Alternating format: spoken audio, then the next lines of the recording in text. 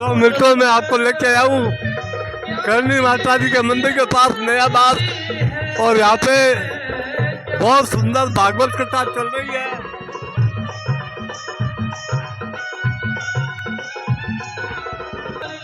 आयोजक समस्त 23 number ward वासी, बहुत सुंदर ये कथा चल रही है। थोड़ा सा नजारा देखते हैं।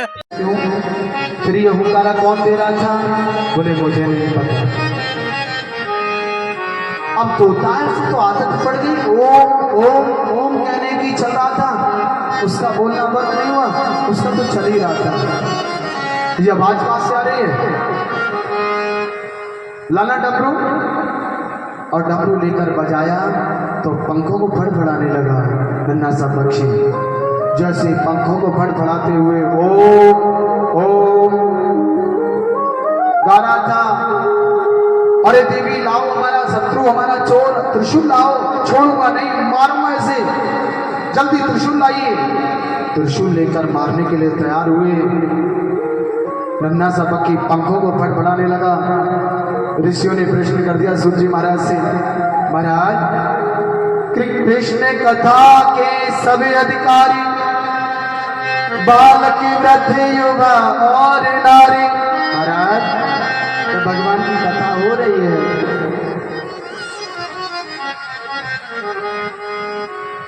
बालक वृद्ध युवा नारी पशु पक्षी जीव जंतु, क्या आप लोग विचार करो, कथा हो रही है, सेवा कर रहे हैं, व्यवस्था कर रहे हैं। आप सोचे कि हमारा ही वार्ड नंबर ही कथा सुनने के लिए आएगा, वो ही सुने और किसी का अधिकार नहीं है, और कोई आएगा तो उसे भगा देंगे, ऐसा हो सकता है? नहीं हो सकता है। सबका अधिकार है भगवान की कथा का। इसलिए प्रभु बालक वृद्ध युवा नारी पशु पक्षी जीव जंतु सबका अधिकार भगवान की कथा सुनने का है। नन्हे से पक्षी को मारने के लिए क्यों भोले बाबा जा रहे थे? बोले कारण इसका ये है, बोले नाथ कहते तूने कथा सुनी, चिंता वाली बात, परेशानी वाली बात नहीं, परेशानी वाली बात प्रॉब्लम यह है तूने कथा सुनी, नियम से विरुद्ध सुनी। नियम क्या है? बोले पहला नियम भागवत जी के सामने बैठकर कथा श्रवण करनी चाहिए। दूसरा नियम आसन पर बैठकर कथा सुननी चाहिए। कोई परेशानी पीड़ा कष्ट, तो कहा कि इतना ऊंचा कोई आसन ले, पाटा ले, कुर्सी ले, स्थान जो भी देखकर बैठे जो भागवत जी से ऊंचा ना हो, बस। यहाँ इस सुख ने दोनों ही नियम बिगाड़े थे। पहले तो आगे नहीं था, पीछे बैठा था। दूसरा नीचे नहीं, भागवत जी से ऊपर बैठा था, उस पीपल की कोख में उस डाली पर बैठा था। दोनों नियम बिगाड़े, इसलिए भगवान भोलेनाथ ने कहा मैं तुझे नहीं छोड़ूंगा। त्रिशूल लेकर भागने लगे, और जैसे मारने के लिए भागे, पक्षी सुप्त होता वो घबरा गया, पंखों को फड़फड़ाने लगा। और भागवत श्रवण करने से, भगवान का नाम श्रवण करने से वो क्षमता, वो शक्ति से प्रदान हुई, वो शक्ति प्रदान हो गई, जो उड़ने लगा। नन्हा सा पक्षी उड़ने लगा, इतनी जोर से उड़ा, इतनी जोर से भोले बाबा के हाथ में आया। अब छुपने को कहीं जगह नहीं मिली, और छुपने को जब जगह नहीं मिली, तीनों लोगों में जब घूम रहा है, भाग रहा है, आगे आगे तोता, पीछे पीछे भोलेनाथ, मारूंगा छोड़ूंगा नहीं, मारूंगा। देवताओं ने देखा, देवता घबरा गए, ये तो सुख है, ये तो भगवान नारायण ने भेजा है, ये तो किशोरी जी का शिष्य है, संसारी को सुख देने के लिए भेजा है, गुणगान स्मरण कराने के लिए भेजा है। यदि भोलेनाथ आज इसको मार देंगे तो संसार में दुखी दुख, अधर्मी अधर्म, पापी पाप बढ़ जाएंगे। इसलिए त्राही त्राही माम त्राही माम त्राही माम होने लगा। देवता भी घबरा गए, यदि नन्हे से पक्षी को मार दिया भोलेनाथ को पता नहीं है, अनर्थ हो जाएगा, अनर्थ हो जाएगा। स्तुति गाने लगे देवता।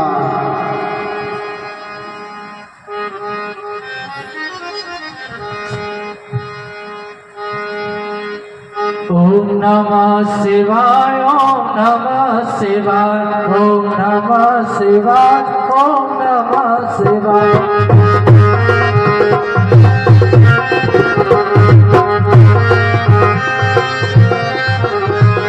तेरा पल पल बीता जाए, मुख से जप ले नमः शिवाय।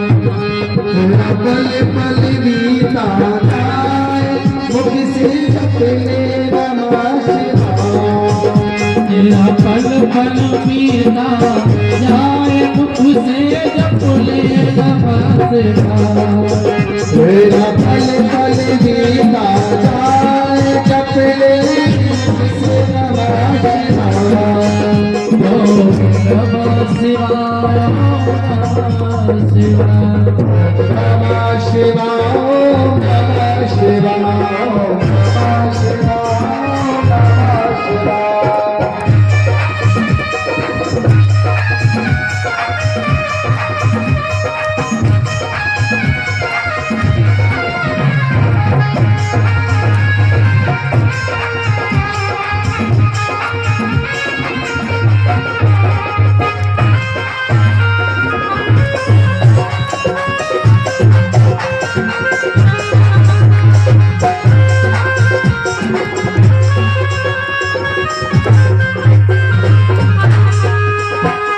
शिव शिव तुम हृदय से बोलो, शिव शिव तुम हृदय से बोलो।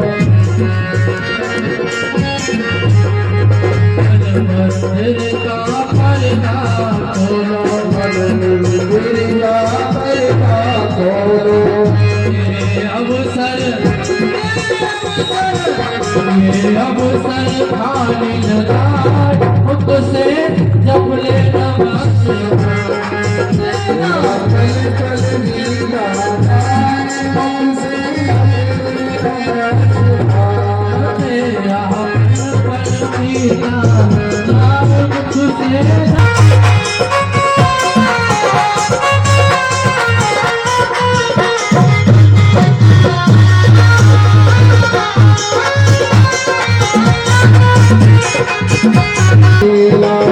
जोड़ना है अकेला, छोड़ना है अकेला।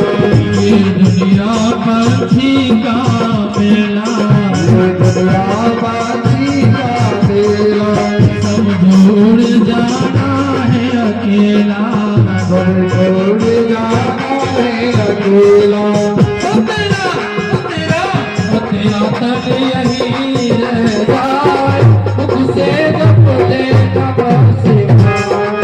तेरा पल पल बीता जाए, मुख से जप ले नमः शिवाय। ओम नमः शिवाय, ओम नमः शिवाय, ओम नमः शिवाय, ओम नमः शिवाय। नमः शिवाय, ओम नमः शिवाय, ओम नमः शिवाय, ओम नमः शिवाय। ओम नमः शिवाय, ओम नमः शिवाय। ओम नमः शिवाय, ओम नमः शिवाय। ओम नमः शिवाय, ओम नमः शिवाय। ओम नमः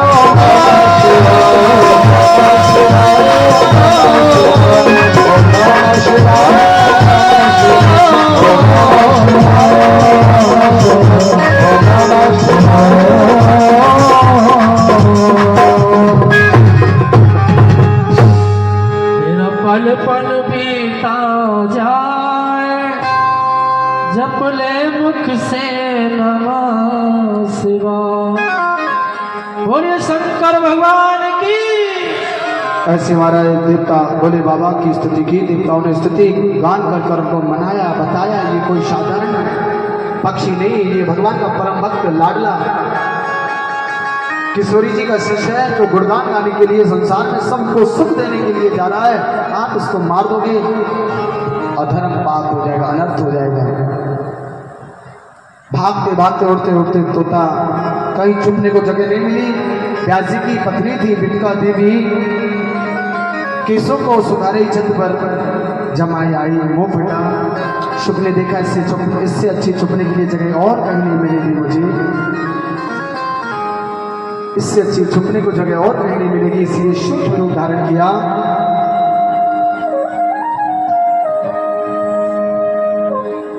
और सीधे मां के मुख के द्वारा घर में पहुंचे। गर्भ में पहुंचे, मां के गर्भ में रहते रहते 12 वर्ष हो गए। 12 वर्ष तक मां के गर्भ में रही।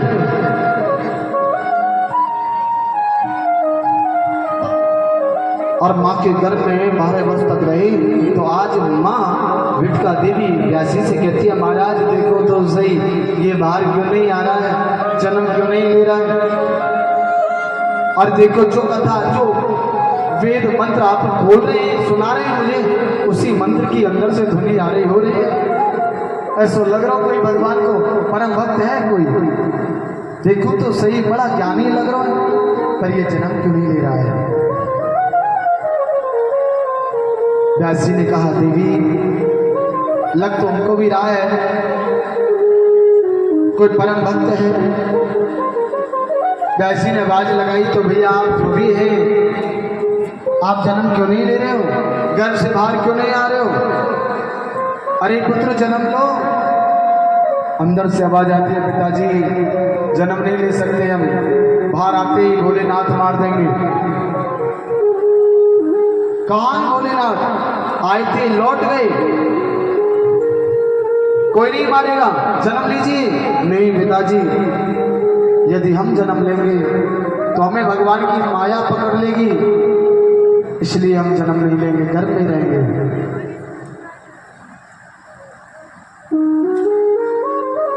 और वैसे जैसे कहा, भगवान अब चिंता में पड़ गए। भगवान अब चिंता में पड़ गई। भेजा जिस कार्य के लिए वो काम तो अभी किया ही नहीं, भेजा अंडा बनकर विराजमान हो गया। अंडे से बाहर निकला तो महाराज भागा भागा गया तो विठका देवी के घर में पहुंच गया। अब बाहर निकलने का प्रयास नहीं कर रहा है, आने का कोई काम नहीं। संसार में दुखी दुख बनते जा रहे हैं, क्या करें। भगवान को आना पड़ा और भगवान को आकर वचन देना पड़ा। भगवान ने कहा, अरे सुख तुम जन्म तो लो, मेरी माया नहीं मिलेगी, नहीं सताएगी, मेरा चिंतन करना मत भूलना, मेरा चिंतन करना मत भूलना। बस वचन दिया और उसी समय वचन देकर भगवान अंतर्ध्यान होने के बाद में कुछ समय के बाद ही उस नन्हे से शुक ने माँ के गर्भ से जन्म लिया। जन्म लेते ही जंगल की ओर जाने लगे। सोची महाराज बड़ी सुंदर स्थिति की। यम प्रवजन्तु मनुपेत कृत्यम, यम प्रवजन्तु मनुपेत मपेत कृत्यम, द्वैपायनो वृह कातुराजुहावा, पुत्रेति तन्मे तया तर्वो विनोदस्तम, सर्वभूत हृदय मुनिमानतोस्मि।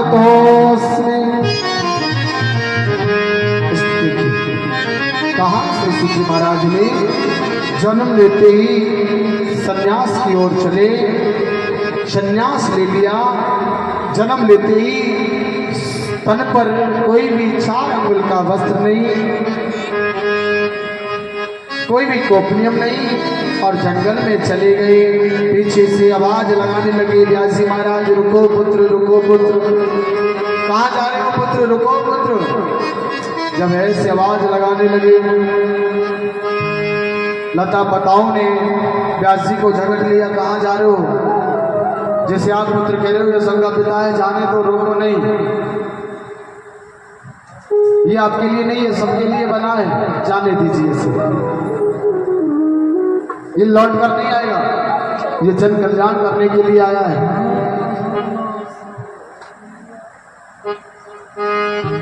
जाने दीजिए। ऐसे महाराज